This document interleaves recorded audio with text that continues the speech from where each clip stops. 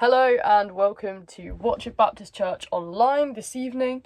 Mike, our minister, is currently away on sabbatical, so whilst he's away, he's asked a few of us to speak to you instead.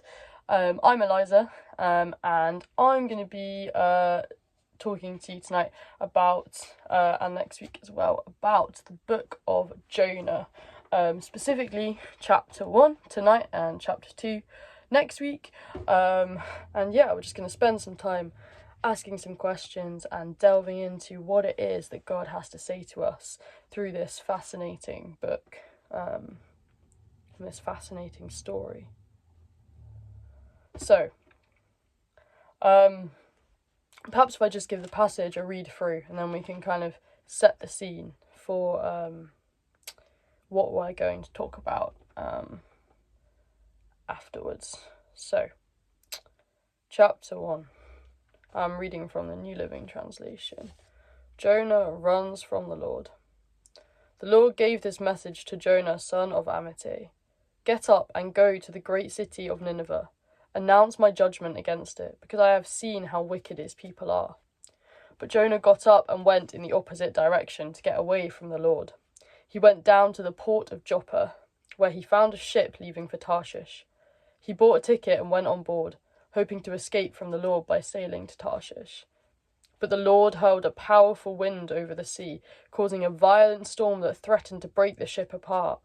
Fearing for their lives, the desperate sailors shouted to their gods for help and threw the cargo overboard to lighten the ship. But all this time Jonah was sound asleep down in the hold. So the captain went down after him. "How can you sleep at a time like this?" he shouted. "Get up and pray to your God. Maybe he will pay attention to us and spare our lives." Then the crew cast lots to see which of them had offended the gods and caused the terrible storm. When they did this, the lots identified Jonah as the culprit. "Why has this awful storm come down on us?" they demanded. "Who are you? What is your line of work? What country are you from? What is your nationality?" Jonah answered, "I am a Hebrew, and I worship the Lord, the God of heaven, who made the sea and the land." The sailors were terrified when they heard this, for he had already told them he was running away from the Lord. "Oh, why did you do it?" they groaned. And since the storm was getting worse all the time, they asked him, "What should we do to you to stop this storm?" "Throw me into the sea," Jonah said, "and it will become calm again. I know that this terrible storm is all my fault." Instead, the sailors rowed even harder to get the ship to the land, but the stormy sea was too violent for them and they couldn't make it. When they cried out to the Lord, Jonah's God, "O Lord," they pleaded, "don't make us die for this man's sin, and don't hold us responsible for his death.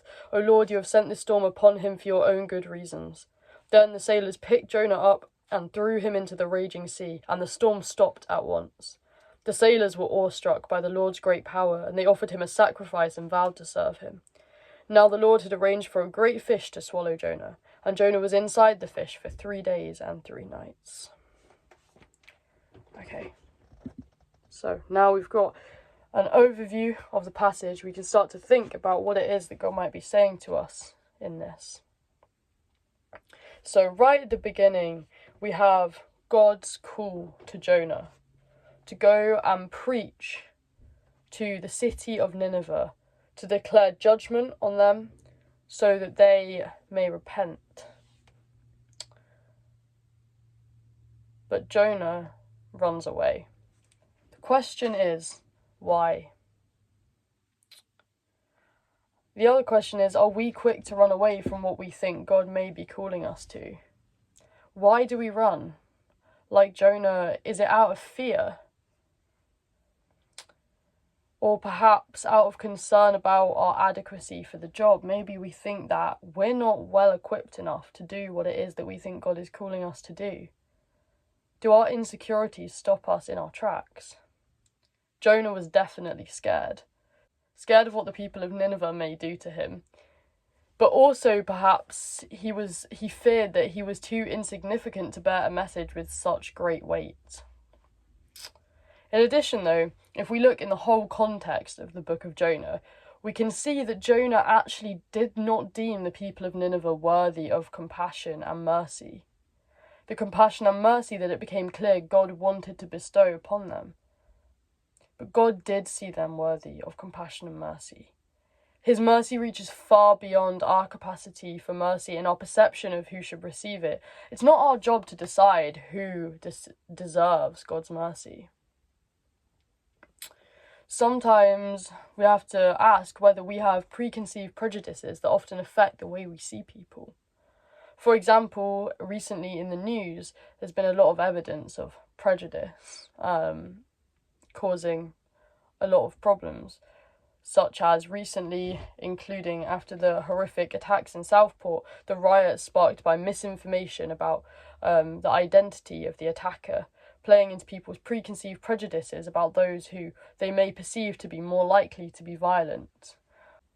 In addition, this Olympics has had quite a lot of controversies surrounding it, one of the big ones being the French ban on the hijab for French athletes. This is largely linked to a larger French concept of laïcité or secularity, where no religious symbols are allowed to be worn in government buildings. But a lot of this is due to people's preconceived prejudices about the hijab and about Muslims in general, that often really skew the way that people are perceived and can make their lives a lot more difficult.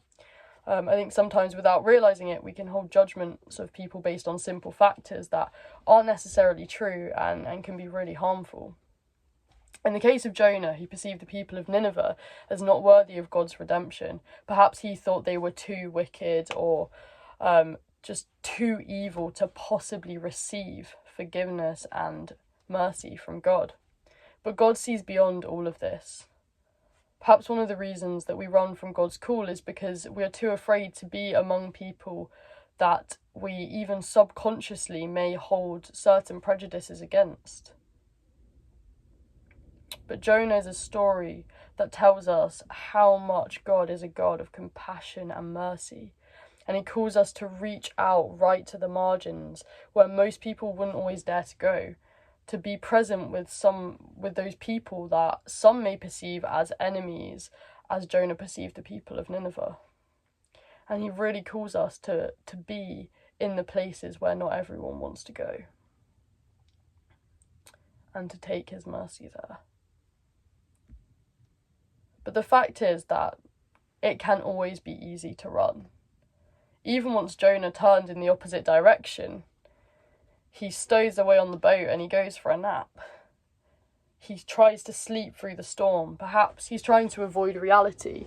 Often, I think it can be easy to bury our heads in the sand when the to-do list gets too much, when life is overwhelming.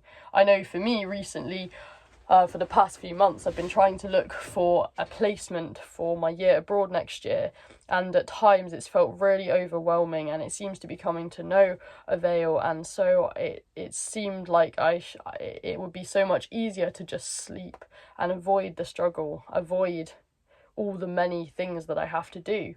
And I think sometimes perhaps it's not even fear that stops us from heeding God's call.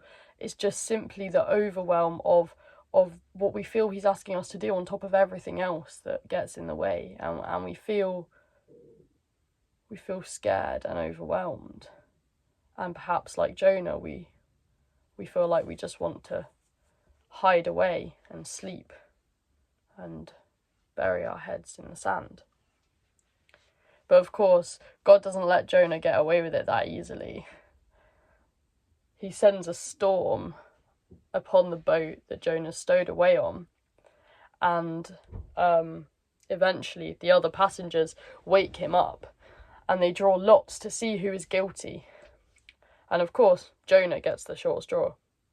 The time comes for him to confess. He's questioned by the passengers on the boat. They want to know who he is and where he's come from. Why is it that this storm has been sent upon their boat if he is the guilty one? What has he done? The time comes that he has to answer truthfully. He must be vulnerable. Vulnerability is key to deepening our relationship with others and with God. Jonah can't hide forever. He must face what he's done. For some of us, it may not be facing what we've done, but perhaps embracing parts of our story that are difficult, such as times of grief or heartbreak. God's purpose can only truly be revealed in us. And, can only truly be revealed in Jonah when he's honest and he accepts what he's done and confesses it. And just like with us, God's purpose can only truly be revealed in us when we are fully honest with him and fully ourselves with him and fully ourselves with those around us too. And we'll talk more about that next week as we move on to chapter 2, when we look at Jonah's honest prayer of lament from the belly of the whale and his real raw vulnerability. But in this situation, Jonah comes to realise that he must sacrifice himself without necessarily knowing the outcome. He takes a step into the unknown. He declares that in order for the other passengers to be saved, they must throw him overboard. In this story, it's a very dramatic way to sacrifice himself, and hopefully for most of us, we won't be asking anyone to throw us overboard anytime soon. But the point is that God is full of mercy. He chased Jonah down and wouldn't let him go. He was merciful in commanding the fish to swallow him so that he wouldn't drown. And so Jonah spent 3 days and 3 nights inside the belly of the fish. And just in the same way that was a prologue to God's mercy for Nineveh, but also an act of God's mercy towards Jonah, we can see the parallels between the 3 days and 3 nights that Jesus spent in the grave, which was God's ultimate act of mercy, where he showed mercy for all people beyond what we could ever imagine, to all reaches of the earth.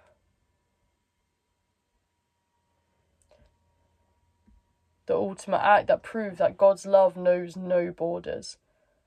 He sees beyond our insecurities and our fears and anxieties. His mercy is readily accessible for all of us, no matter who we are.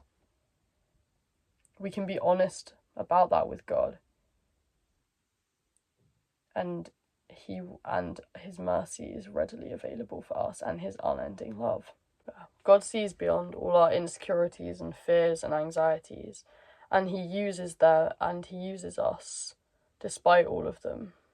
I remember when I first rocked up in France on my gap year, being completely terrified at what it was that I was coming to do. I'd just moved to a brand new country to live on my own for the first time as a fresh 18-year-old, and I was about to start working with refugees teaching French, and I had no idea if I had the skills to do any of that. I definitely didn't feel that I had the courage. And every time I talk about that, my mum always reminds me that I'd sat on the bed as she dropped me off and just said, "I'm petrified." I was so deep with my fear for what I'd come to do. But I could have so easily jumped straight back in our van and gone back home as I was so scared. But I stuck it out somehow, with God's help for sure. And ended up, the teaching bit that I was so worried about ended up being my favourite part of what I did out there. And the work in general was something that I grew to really love. And has actually kind of lit a path for what I feel like I may want to do in the future.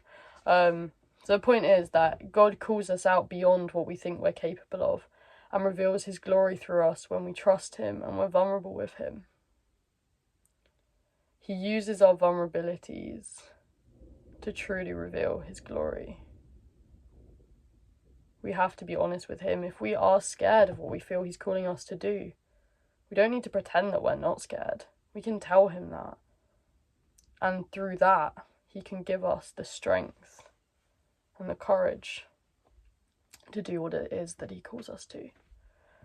So the question is, what is it in life that we are running from at the moment?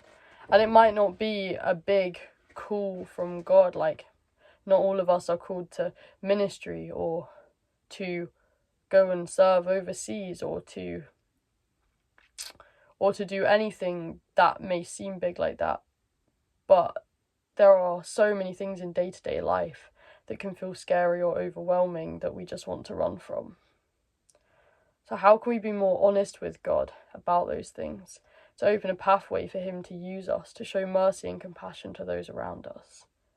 And who are those around us that God is calling us to come alongside and to show his unending love and compassions to? How can we break down the preconceived prejudices that we hold, even subconsciously? When we feel like running, may we have the courage to express our anxieties and our insecurities to God, to be really deeply honest with him. And may we rest in the mercy that he has made so accessible and readily available to us. Amen. And I'll see you next week for Jonah chapter 2.